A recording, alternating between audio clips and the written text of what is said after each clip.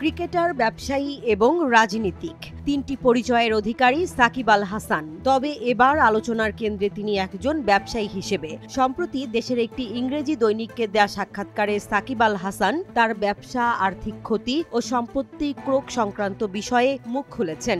বলেছেন, আমার সম্পত্তি যেভাবে ক্রোক করা হয়েছে সেটাকে স্বাভাবিক মনে করি না। ক্রিকেট দিয়ে আন্তর্জাতিক অঙ্গনে পরিচিতি পেলেও গত কয়েক বছরে সাকিব দেশের রাজনীতি ও ব্যবসা জগতেও সক্রিয় হয়েছেন। বিশেষ করে গত বছর আগস্টে রাজনৈতিক পট পরিবর্তনের পর থেকেই তিনি দেশে ফিরতে পারেননি। তার নামে একাধিক মামলা হয়েছে বলেও জানিয়েছেন সাকিব। সাক্ষাৎকারে সাকিব জানান, ক্রিকেট ব্যস্ততার কারণে ব্যবসার দিকে খুব একটা মনোযোগ দিতে পারেননি। বর্তমানে তিনি দুটি ব্যবসার সঙ্গে যুক্ত আছেন, একটি কাঁকড়ার খামার, অন্যটি শেয়ার বাজার সংশ্লিষ্ট।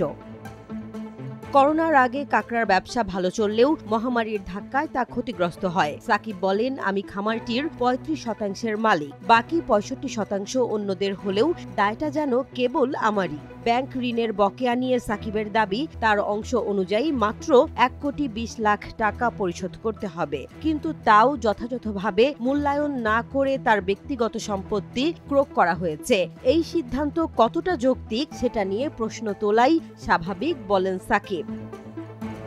সাকিবের ভাষায়, লোকে শুধু সাকিব আল হাসানের নামই জানে, অথচ এই ব্যবসার পেছনে আরও অনেকেই আছেন। দায় ভাগ করে দেখলে প্রকৃত চিত্রটা পরিষ্কার হতো।